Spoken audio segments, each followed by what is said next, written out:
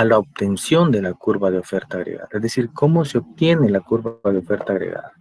Y vamos a comenzar con el caso clásico. Bien, ¿qué estamos viendo nosotros? Estamos viendo que tenemos mercado de trabajo, donde está la interacción de la oferta de trabajo con la demanda de trabajo, la interacción de ambas. Nosotros sabemos de qué depende cada una, y una depende negativamente del salario real y otra positivamente del salario real. Su interacción nos garantiza el salario de equilibrio y el nivel de contratación de equilibrio. Antes mencionamos que ese nivel de contratación de equilibrio nos va a garantizar un nivel de producción óptima de pleno empleo.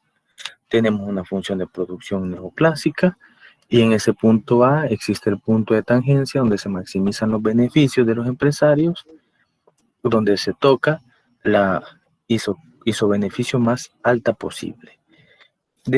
Luego, en el otro gráfico, tenemos nada más un mecanismo para trasladar el nivel de producción de abscisas a ordenadas, que también se puede utilizar a la inversa, o de ordenadas a abscisas, para poder presentar el plano precios y producción.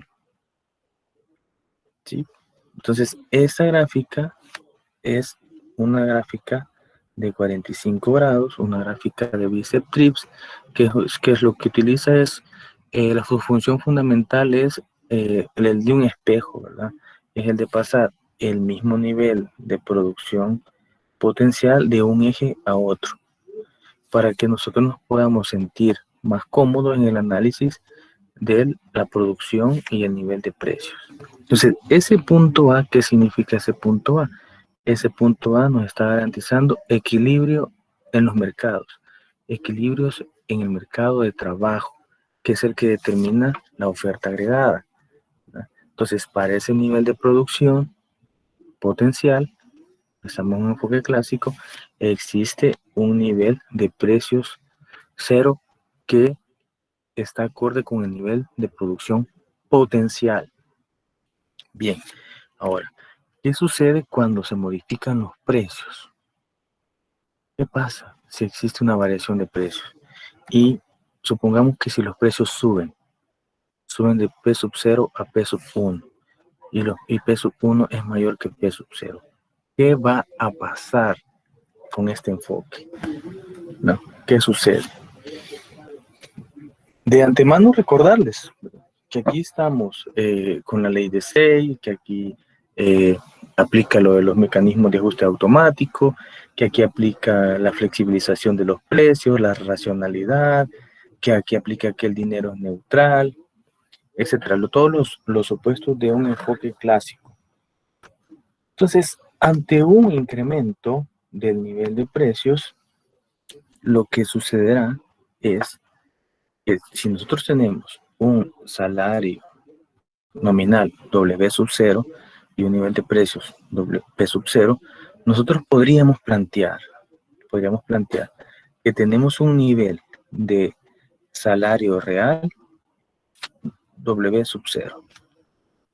Entonces, al incrementar los precios, como P sub 1 es mayor que P sub 0, el salario nominal W sub 0 no ha cambiado y por tanto el salario real caería el salario real por el incremento de los precios.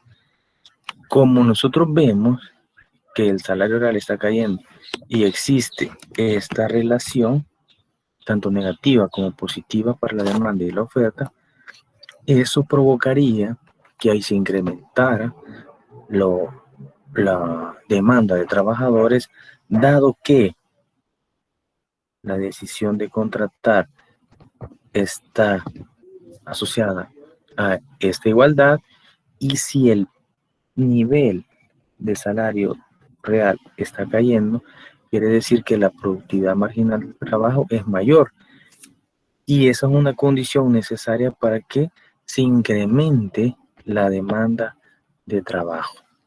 Caso contrario, al caer el salario real, las familias van a plantearse qué hacer con sus horas de ocio y sus horas de trabajo.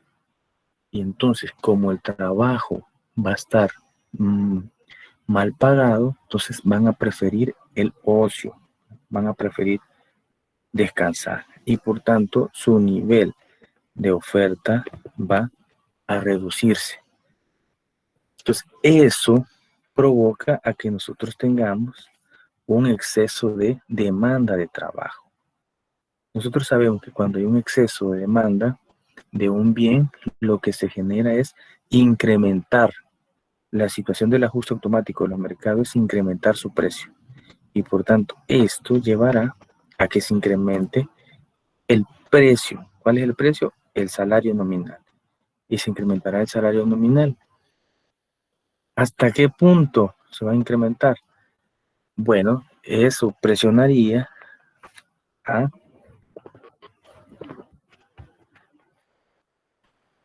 que se modifiquen los niveles de contratación y que se modifiquen las decisiones de ofertar cantidad de horas trabajadas de parte de los trabajadores. ¿Ah? Porque ahora veríamos que el salario estaría aumentando, el salario real, producto del incremento del salario nominal. ¿Hasta cuándo pararía? Bueno, pararía hasta que se igualara la demanda de trabajo con la oferta de trabajo.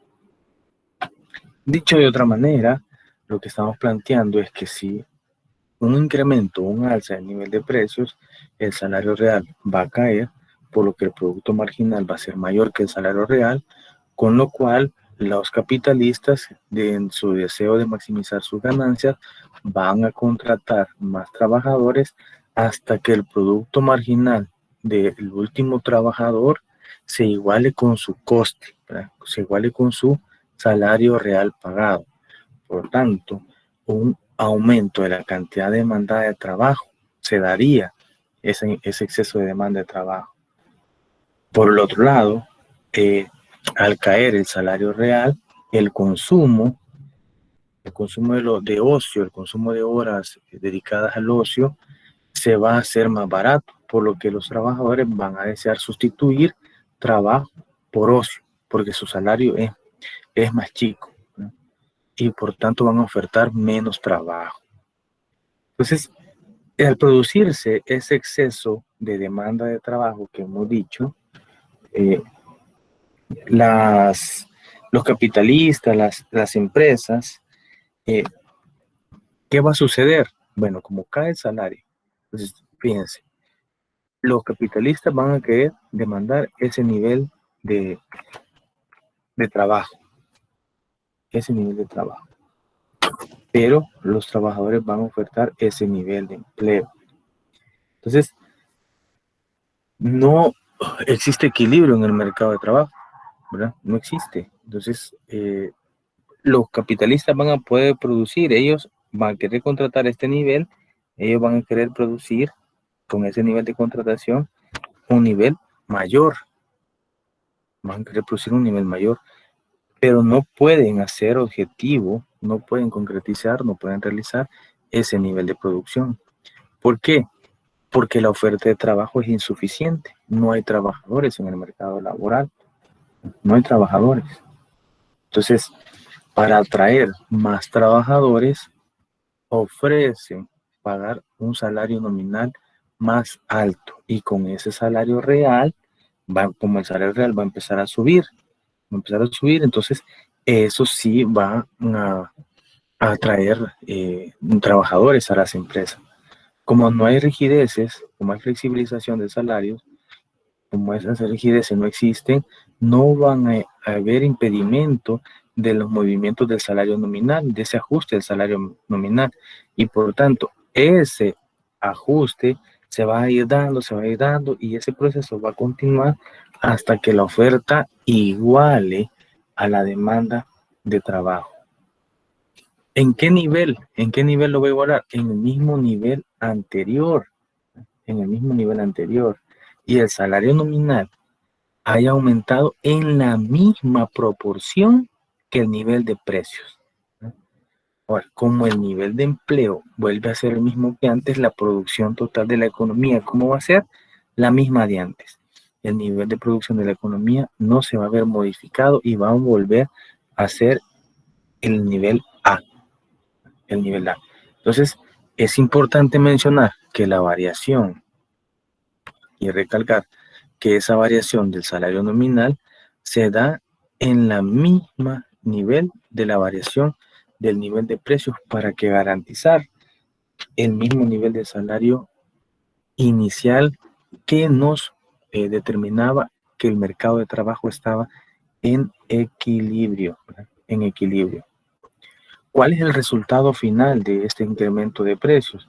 El resultado final es que el nivel de precios sí aumentó, ¿no? El nivel de precios ha aumentado, la producción no cambió y el nivel de contratación no cambió, no cambió. En términos generales, podemos plantear que eh, las modificaciones de los precios no modifican ni el nivel de contratación ni el nivel de producción en el largo plazo. Si nosotros repetimos este proceso y nos plantearan, bueno, ¿y ahora qué sucede si los precios bajan? Si digamos que tenemos un P sub 2 que es menor que P sub 0. Bueno, ese nivel de producción, para terminar el análisis, se mantuviera a un mayor nivel de precios, en el punto B. Ahora, ¿qué sucede si los precios bajaran? Pasaran de P sub 0 a P sub 2. Es decir, pasarán como por este nivel, P sub 2. ¿Qué sucediera? Bueno, ahora sucedía lo inverso. Como los precios están bajando, nuestro salario real se incrementará. ¿Y qué pasa cuando se incrementa el salario real? La demanda de trabajo se disminuiría y la oferta de trabajo aumentaría. Es decir, si nosotros estamos acá, tuviéramos un salario con W sub 0 partido por P sub 2, ¿no? Donde los capitalistas demandaran este punto y los trabajadores ofertaran este nivel de empleo, llevando a un exceso de oferta de empleo, ¿no? Llevando a una situación de desempleo, ¿verdad? Desempleo. Entonces, esa situación que se da en el mercado, ese equilibrio del mercado, cuando hay exceso de oferta, tiende a abaratar los precios, tiende a reducir los precios. Entonces, eso tendería a reducir el precio del trabajo, que es el salario nominal, hacia la baja, porque hay flexibilidad de precios.